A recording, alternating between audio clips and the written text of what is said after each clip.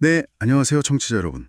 오늘은 존재론, 언톨로지에 대해 좀 더 깊이 들어가 보려고 합니다. 네, 안녕하세요. 이게 좀 철학 용어 같지만 사실은 최첨단 기술하고 아주 밀접하게 연결되어 있거든요. 맞아요. 저희가 오늘 살펴볼 자료들 보면 철학서부터 컴퓨터 과학 또 산업 보고서까지 다양한데요. 이 연결고리를 좀 명확하게 보여드리려고 합니다. 네, 목표는 그 복잡해 보이는 개념이 예를 들어 시멘틱 웹이나 스마트 팩토리 같은 구체적인 기술을 어떻게 만들어내는지 그 핵심을 좀 쉽고 재미있게 전달하는 거죠. 그렇죠. 이게 현실에 대한 철학적 질문이랑 최첨단 공장 자동화 사이에 연결고리가 있다는 게 참 흥미로운 것 같아요. 네, 맞습니다.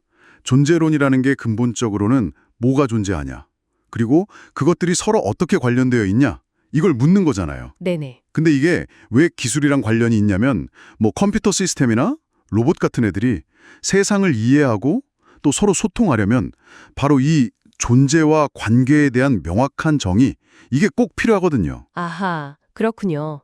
그럼 어디서부터 시작해 볼까요? 객체지향 존재론 555부터 시작하는 게 좋겠네요. 하만 같은 철학자들 얘기요. 네, 좋습니다. 오의 핵심은 그거죠. 모든 객체, 그게 사람이든 사물이든 실제든 허구든 상관없이 그 객체 자체가 가진 고유한 존재가 있다는 거예요.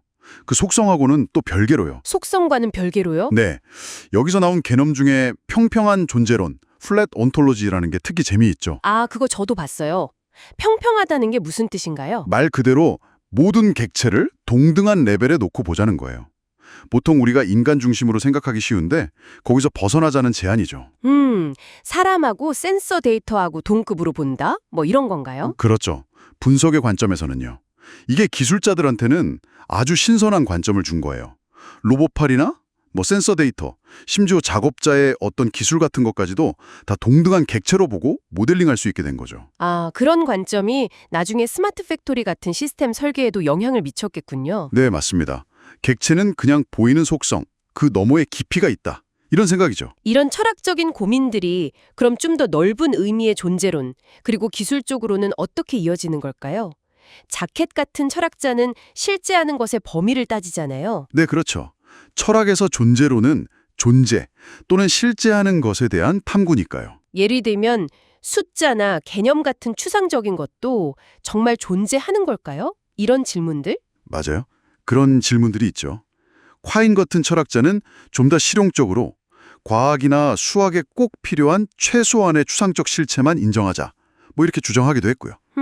이런 고민이 기술 분야로 넘어오면 아주 현실적인 질문으로 바뀌는 거예요. 컴퓨터가 이해해야 할 개념은 정확히 뭐고 그걸 어떻게 명확하게 표현할 거냐? 바로 이게 시멘틱 웹이 풀려고 했던 문제의 핵심입니다. 아, 시멘틱 웹.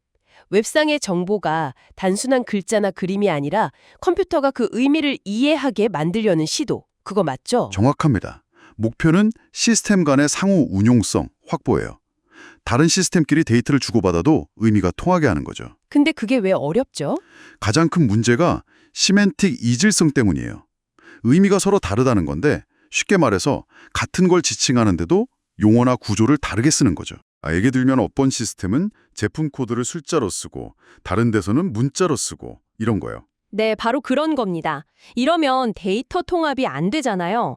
그래서 필요한 게 바로 공통 존재론입니다. 공통 존재론. 네, 모두가 합의한 개념 정의와 구조, 일종의 표준화된 데이터 사전 같은 거라고 생각하시면 돼요. 아하, 데이터 사전. 그럼 그 사전은 구체적으로 어떤 요소들로 구성되나요? 주로 클래스, 그러니까 범주죠. 그리고 속성, 관계, 인스턴스, 이런 걸로 이루어져요. 예를 들어 주실 수 있나요? 예를 들어 온라인 서점이라면 책, 저자, 이런 건 클래스가 되고요. 네. 가격이나 페이지 수 같은 건 속성이겠죠. 그리고 어떤 특정 책 한 권, 이건 인스턴스가 되는 거고요. 아, 이해가 되네요. 네, 이런 구조를 표현하기 위한 표준 언어들이 RDF나 OWL 같은 것들이고요. 여기서 또 중요한 게 제도적 사실이라는 개념인데 특정 조직 내에서만 의미를 갖는 정보들, 예를 들어 직원 아이디 같은 걸 명확히 정의하는 것도 포함됩니다. 웹에서의 데이터 의미 정의가 이제 훨씬 복잡한 현실 세계, 예를 들면 첨단 공장 같은 곳에서는 어떻게 적용될 수 있을까요? 인더스트리 4.0, 5.0 얘기가 나올 차례 같은데요. 네, 맞습니다.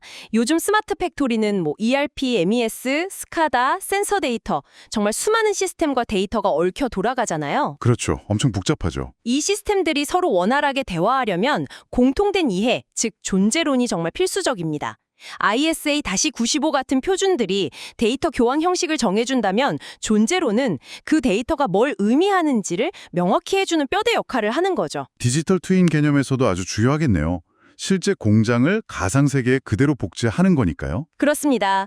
존재론은 디지털 트윈을 만드는데 아주 기본적인 기반이 됩니다. 기계, 공정, 자재뿐만 아니라 특히 인더스트리 5.0에서 강조하는 인간 작업자의 역할이나 기술, 상태까지도 모델링할 수 있게 해주거든요. 사람까지도요? 네, 예를 들어 자동차 와이어 하네스 조립 공정이라면 제품, 부품, 작업자, 필요한 기술, 작업대 이런 것들을 다 클래스로 정의하고 그것들 사이의 관계를 명시하는 거죠. 그렇게 정의된 관계들이 모여서 지식 그래프, 널리지 그래프를 형성하게 되는 건가요? 네, 맞아요. 지식 그래프는 정보들을 점으로 그 관계들을 선으로 이어서 만든 거대한 연결망 지도 같은 거예요. 아, 지도 같은 거군요? 네, 그리고 존재론은 그 지도의 법례와 규칙을 제공하는 셈이죠. 이 지도를 통해서 시스템은 복잡한 질문에 답할 수도 있고 스파클 같은 쿼리 언어를 써서요. 숨겨진 패턴을 찾거나 전체 공정을 최적화하는 데 필요한 통찰력을 얻을 수 있습니다. 아, 들어보니까 정말 존재란 무엇인가 같은 철학적 질문에서 출발해서 웹페이지의 의미를 정의하고 결국에는 복잡한 공장을 아주 지능적으로 운영하는 실용적인 도구까지 쭉 이어지는 여정이네요. 네, 핵심은 결국 구조와 의미인 것 같아요. 존재론은 우리 주변의 세상, 그게 철학적인 객체든 웹상의 데이터 포인트든 공장의 로봇이든 그것들이 무엇이고 어떻게 관련되는지를 정의하는 틀을 제공하는 거죠. 그 틀이 있어야 서로 이해하고 소통할 수 있다. 그렇죠. 이 구조화된 이해가 없으면 진정한 의미의 상호 운용성이나 더 나아가서 인공지능의 발전도 어렵다고 봐야죠. 이건 단순히 학문적인 논의가 아니라 우리가 매일 쓰는 정보 시스템과 앞으로 다가올 미래 기술에 정말 근간이 되는 이야기입니다. 네, 오늘 이야기의 핵심 아하 순간은 역시 존재론이라는 것이 추상적인 사고와 아주 구체적인 기술 응용 사이를 이어주는 탄탄한 다리 역할을 한다는 점인 것 같습니다. 맞습니다. 자, 그럼 마지막으로 청취자 여러분께 질문 하나 던지면서 마무리할까 하는데요.